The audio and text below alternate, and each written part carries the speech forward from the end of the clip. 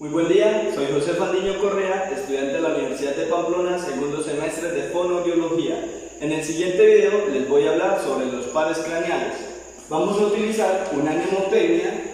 Ojos, manos y pies también facilitan vestirme bien. Gracias a ellos mi vestido hallaré. Para visualizar de una mejor manera las iniciales de cada par craneal y por medio de esta gráfica de Metcon para acercarnos a su funcionalidad. Vamos a mencionarlos. El primer par craneal va a ser el olfatorio, el segundo el óptico, como lo podemos ir observando en la imagen, el tercer el motor ocular común o oculomotor, el cuarto va a ser el patético o troclear, el quinto, el trigémino, lo vamos a ver alrededor de toda la cara. El sexto, el abducen, lo vamos a ver aquí intermedio en la cara. El séptimo, el facial, a los laterales de la imagen. El octavo, vestíbulo coclear, a nivel de los oídos. El noveno, el glosofaringeo, lo vamos a ver a nivel de la lengua. El décimo, el vago, más profundo en la boca. El undécimo, el espinal, a los hombros de la imagen. Y finalmente el doceavo par craneal, que va a ser el hipogloso. Lo vamos a ver en esa parte terminal de la lengua.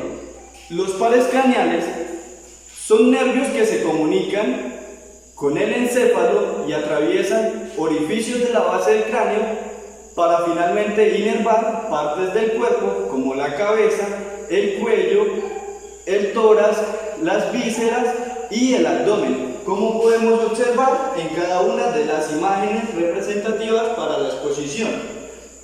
Según su funcionalidad están divididos en nervios motores, en nervios sensitivos y en nervios mixtos. Vamos a ver que los nervios sensitivos van a tener su punto de origen o su origen real en esa zona o en ese órgano que inerva. Los músculos motores van a tener su origen real en la masa encefálica, van a llegar a ganglios y finalmente al músculo que van a inervar. Finalmente, los nervios mixtos van a tener cada uno su origen, ya sea sensitivo o motor. Vamos a continuar explicando detenidamente cada par craneal, su punto de origen, su inervación, su función y sus ramos. Empezamos con ese primer par craneal, el nervio olfatorio, que es de funcionalidad sensitiva. Su origen va a estar en el bulbo olfatorio, en la base del cráneo, como lo podemos observar acá. Va a tener sus ramificaciones de hasta 20 haces. Este nervio se va a dirigir a nivel medial al área subcallosa y paraolfatoria, exactamente en el área 25 de las áreas de Brockman. Su funcionalidad, como lo podemos ver, es transmitir información olfatoria que va a captar del medio sobre olores hacia esa área. El segundo par craneal, el nervio óptico, vamos a identificar ese quiasma óptico a nivel cerebral, pero su origen va a ser a nivel del polo superior de cada globo ocular, exactamente en la retina. Va a inervar, como les digo, la retina y sus ramas van a ser unos segmentos intraoculares dentro del ojo, intraorbitales a nivel orbital, intracanicular e intracraneal. Este nervio va a transmitir la información visual, esa información que capta del medio a través de imágenes hacia el área primaria, como les decía al inicio, a través del quiasma óptico, esa área 17 en la clasificación de las áreas de Brockman. El tercer nervio, el oculomotor, vamos a observarlo aquí en esta trayectoria. Es un nervio motor, diferente a los dos anteriores que eran sensitivos. Este nervio va a tener su origen en el mesencéfalo, como lo podemos observar, exactamente en la calota peduncular. Sus ramas van a ser una rama superior que va a inervar el músculo recto superior, el elevador del párpado, y una rama inferior que va a inervar el recto interno, el oblicuo inferior y el recto inferior. Por su inervación y a nivel ocular va a cumplir funciones de elevar el párpado superior, va a permitir girar el globo ocular en dirección superior, inferior, hacia arriba o hacia abajo y a nivel medial, y va a contraer la pupila. El cuarto par craneal o el nervio troclear, lo vamos a ver aquí, va a ser de funcionalidad motora. Va a tener un origen en la cara posterior del tronco encefálico, como lo podemos observar aquí en el mesencéfalo. Este va a inervar el músculo oblicuo superior del ojo. No posee ramas, pero posee unas fibras que intercambian su trayecto a medida que va saliendo del mesencéfalo. Este va a tener la función de rotar el ojo inferolateralmente a nivel superior y lateral. El quinto par craneal o el nervio trigémino va a tener su origen en la región anterolateral del puente de Barolio, también conocido como protuberancia.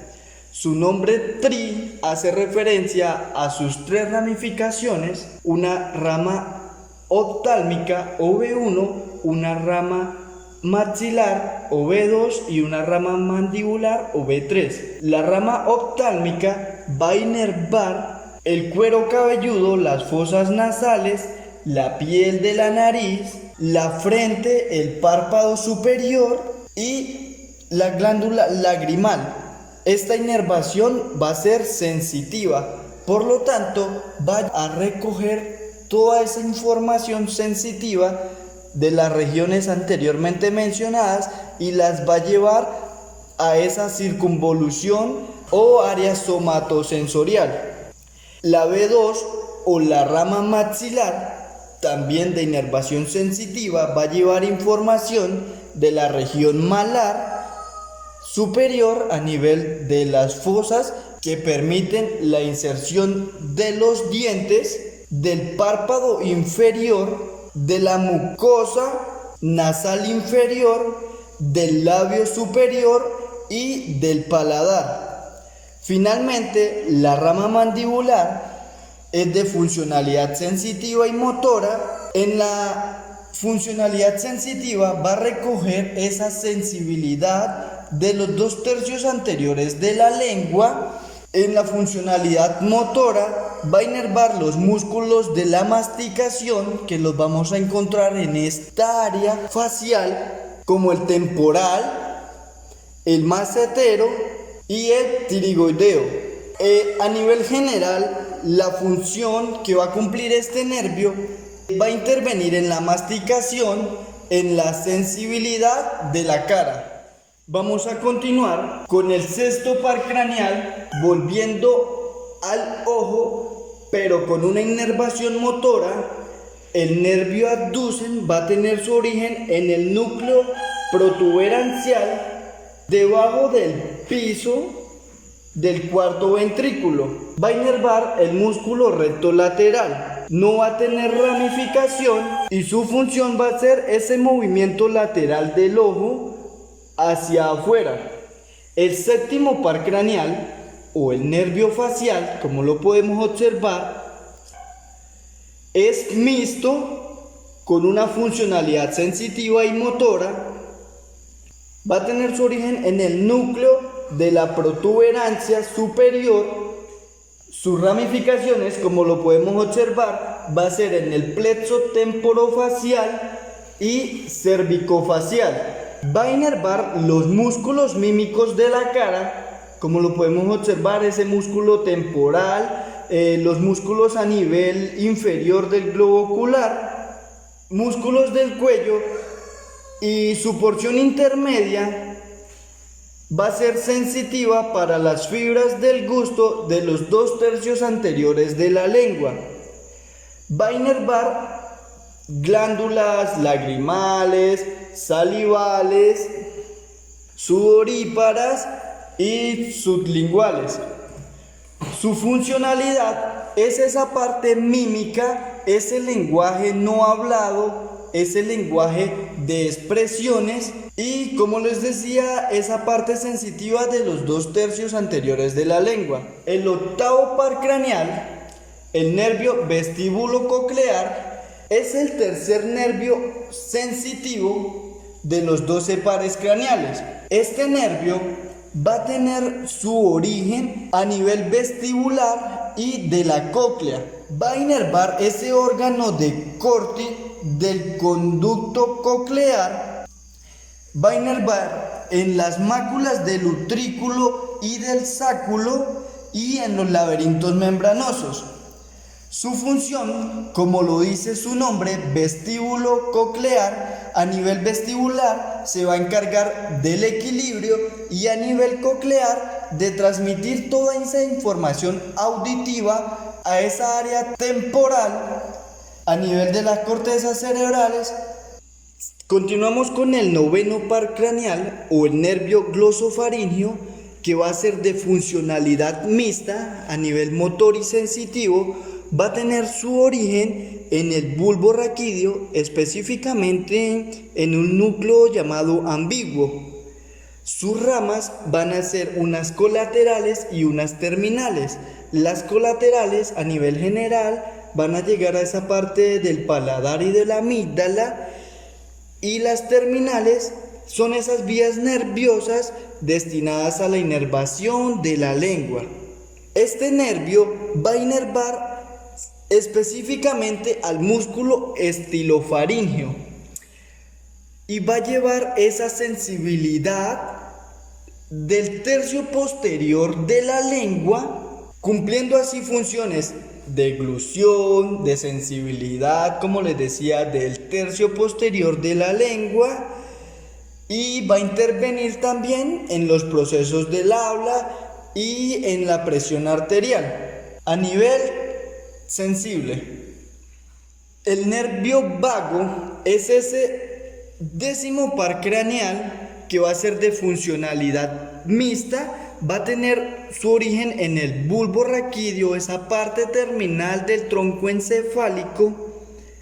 Sus ramas, como lo podemos observar, van a ser a nivel cervical, torácico y abdominal. Este nervio, como su nombre lo indica, abarca varias regiones del cuerpo y va a tener inervaciones en los músculos constrictores de la faringe a nivel del ramo cervical, en los músculos intrínsecos de la laringe y en los músculos involuntarios a nivel torácico, del corazón, de los bronquios, del esófago, y a nivel abdominal del estómago, del intestino y esa porción superior del intestino grueso. Su función en relación a su inervación a nivel motor va a ser a nivel visceral, controlar todos esos movimientos, permitir esa respuesta motora. Para esos músculos involuntarios va a recibir información gustativa de la epiglotis a nivel cervical, a nivel superior, y va a intervenir en la acción de tragar gracias a la constricción de los músculos de la faringe. Seguimos con ese undécimo par craneal o el nervio espinal, como lo podemos ver acá. Su origen es en la parte inferior del bulbo raquídeo. Nuevamente reitero, esa parte terminal del tronco encefálico va a tener dos ramificaciones, una ramificación interna y una ramificación externa. Su ramificación interna une el ganglio plexiforme con ese décimo par craneal para contribuir a la inervación de la faringe, y su rama externa va a inervar ese músculo esternocleidomastoideo, permitiendo así la función de flexión de la cabeza y ese músculo trapecio para permitir la función de extensión de la cabeza. A nivel general, este nervio va a cumplir las funciones de los movimientos de la cabeza, nuevamente, reitero, de la escápula y de los hombros. Finalmente, el 12º par craneal o el nervio hipogloso, ese nervio que vamos a ubicar aquí, va a tener funcionalidad motora y su origen es en el bulbo raquídeo. Sus ramificaciones terminales van a inervar todos los músculos de la lengua, como los podemos observar acá, excepto el músculo palatogloso. Aparte de esto, va a inervar esos músculos extrínsecos que vamos a encontrar a nivel anterior, superior del cuello, como son el geniogloso, el hipogloso y el estilogloso. Y de allí van a contribuir a esa función de los movimientos de la lengua, de la protrusión de la lengua. Van a contribuir con el proceso de fonación y junto a este con el proceso de deglución.